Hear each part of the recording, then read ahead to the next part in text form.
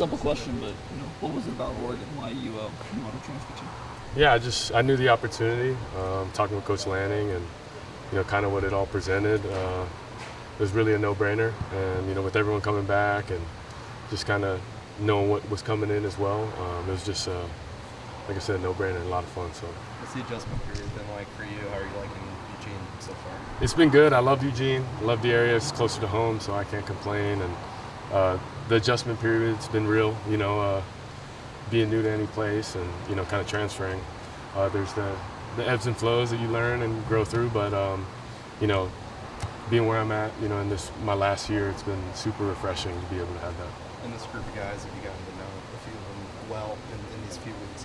What's it been? For sure, time has flown, but a lot of guys, just the time spent together, and Coach Lanning does a good job of being able to keep us all close to one another and kind of maximize the time that we have. And I'd say we've gotten pretty close in the time that we've had. How important was the history of Marcus and you being from Hawaii as well factor in your decision?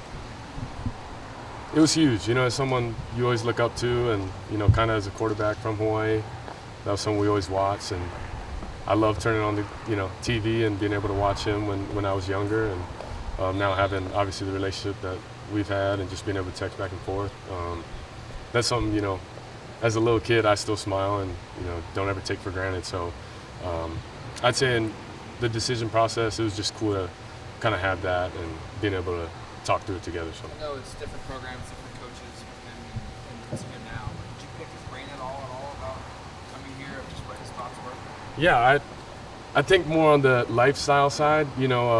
Our moms have connected, and they're just a great family, so been super helpful in terms of where to stay, what to do and what to navigate food spots and stuff like that. So I think the little things like that help a ton. How do you go about navigating the competition aspect of this, with Dante specifically, but also kind of has to be a bit of a mentor to not just him, but to a room of young guys? Yeah, I've been in a bunch of competitions. I've been in a bunch of rooms where it's either mentoring or learning, and kind of the combination of the two. And I kind of look at it as no matter your age, you can always learn, and no matter your age, you can always lead. So whatever I'm able to do that day, or whatever situation, I feel like we can only help each other.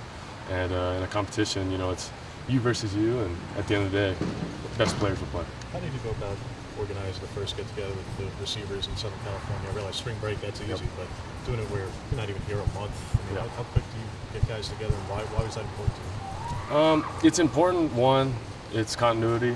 You got to be able to create connection off the field to be able to have it on the field. And then, two, there's a lot of veterans in this, I'd say the offensive unit, but as a team. And they kind of knew, the time is not on our hands, and we got to, make the most of it. So we all kind of just dedicated, like, hey, let's go do it this weekend.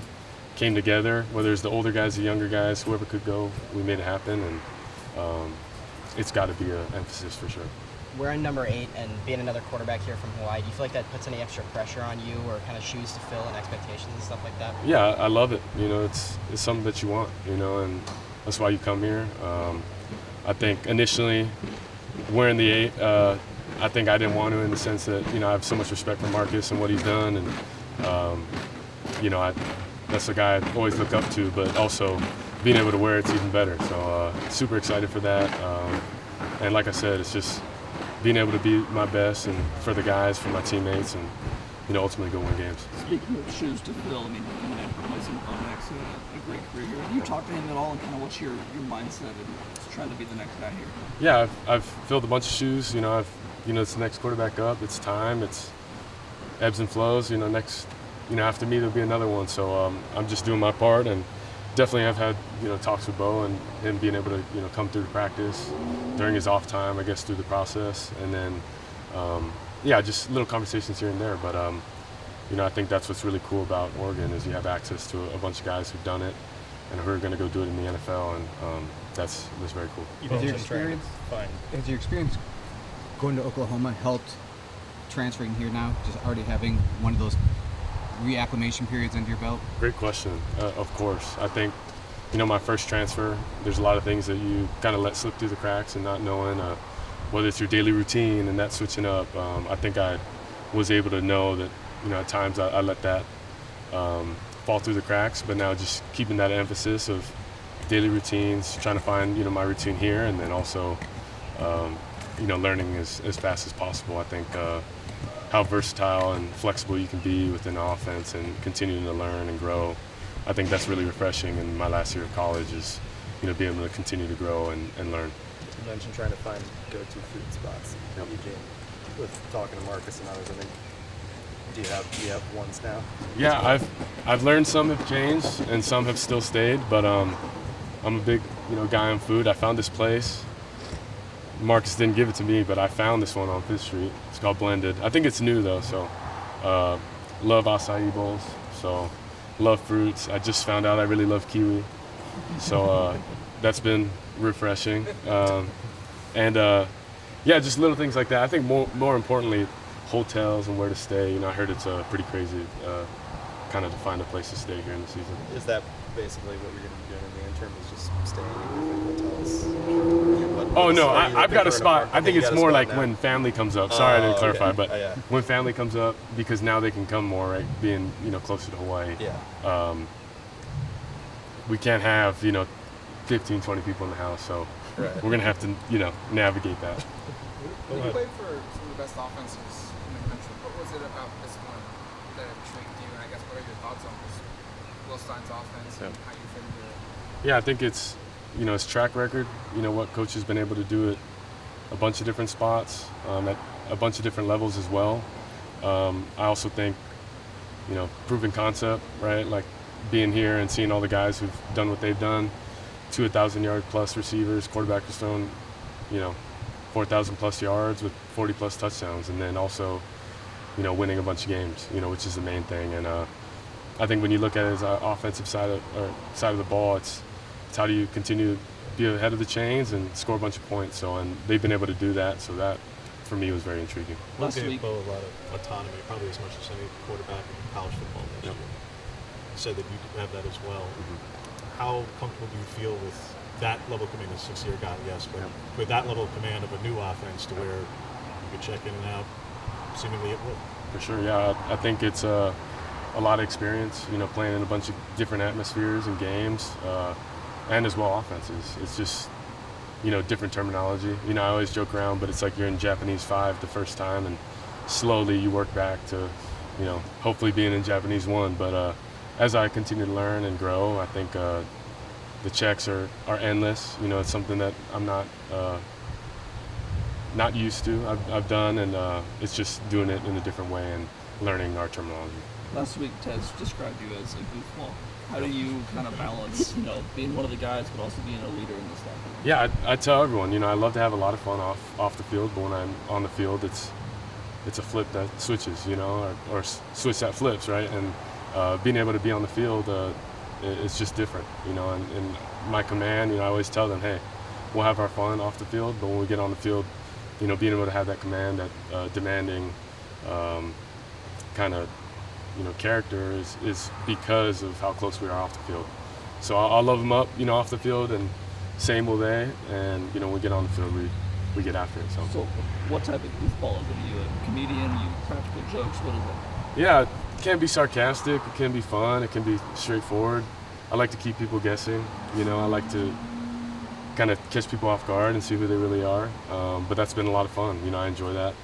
I enjoy people and learning different, people as well. I think just connecting with everyone, that's why I say, like, in my last year of college, it's been so refreshing. Like, imagine if someone was at a place for 6 years, how stagnant or, stale it can become. So it's been very refreshing. What do you have planned for the first time retreat out here? I love that you asked that. Well, it's in the talks. We already booked the Airbnb. It's happening in June. We'll probably take it to the coast, a little northwest of here, maybe an hour and a half. So I'll let you guys do your digging. But we'll have a party bus there. We'll have some throwing sessions. We'll have some good times, and we'll have some goodie bags. So that's a huge piece of everything we do. Where does that all come from? Because people that say, oh, well, because of NIL, it makes it easier for quarterbacks to do that. But not every quarterback in the country is doing that. For sure. And reading stories about you in Oklahoma, it seemed like you were a mentor in the room to Jackson and other guys. Yep. Where does all this come from? I think, at a young age, I had someone, Mackenzie Milton. He was a guy at Mililani. He really almost came here, but he went to UCF with Scott Frost, and he was just a guy that mentored me at a young age at Mililani. And then when I went to UCF, him going through his injury, he was that big brother that I hope everyone has, and I think my experience with that is I've been around a lot of great people that helped me, and I've seen other people that, can kind of push down on a younger person. And for me, it's important. Everyone's important, because you don't know at what time someone may come in, whether it's a young freshman that may play, you don't know. The season kind of happens, and I just kind of have that approach of everyone matters. How do we, get everyone involved, and how does everyone feel, valued? When you went to work with a whole new receiving corps, the older guys, proven guys, Taylor, Trayshawn, Evans, certainly, that's kind of a given. What does the freshmen have to do to be like Nick Anderson was, where they don't have to rely on a true freshman or a redshirt freshman, but if they're going to, what did he do that these guys have to do? Mental reps, extra time, obviously very talented, but I think the combination of knowing what you're doing, being really confident in what you're doing, I think will give you the best chance of playing. And I think they all know that is how you work, how you do what you do, coming out every single day and being the same person. Good, bad, ugly, whatever it is. And I just appreciate, I don't know, maybe when I was a freshman, I guess in my eyes, we were never like that, but just a freshman coming in, you can definitely tell how mature they are, how they work, and I appreciate that, once being one. So. Oklahoma and Oregon are both schools who've had strong quarterback histories in the last decade or so. How does coming here differed from when you first arrived at Oklahoma? I would say being used to it. I've obviously played at places that had amazing quarterbacks, and that's exactly why I went there, and obviously coming here too. But, I've filled shoes, I've done my part, and then also I've competed. And it's something that, that's why I'm here, to compete, to play, to go have a chance to go win a natty. That's exactly why you play the game. So something I'm used to, something I forever will be, and super grateful. What about developing chemistry with a new center, particularly one who just doesn't have as much game experience, probably the least experienced center you've had in your college career? Yep. Well, luckily, even though he's least experienced at center, he's very experienced at guard, and then as well as the other guys, just having a bunch of reps. I think that helped him a ton. Being able to play and at least get that action. I think whenever you get in the game, it's a little different than practice. And I think that'll help him a ton whenever it comes to, helping our communication in terms of protections, run game, checks, the whole nine. So I love him to death, not just because it's 808, but, just being able to be with a guy who's just passionate and plays his heart out. I was going to ask you, though, how much does that help with the Hawaii connection with a guy like Poncho or some of these other guys? Yeah, I think it's just that extra connection. I've always known of his family, Open and obviously Ponch, like people I've always grown up knowing from a distance and either played against or played with. But yeah, I just appreciate it. Being around a Hawaii guy, it makes you feel at home. Kind of gives you that extra reminder. You got people around you, and it's something that I'm super blessed to have.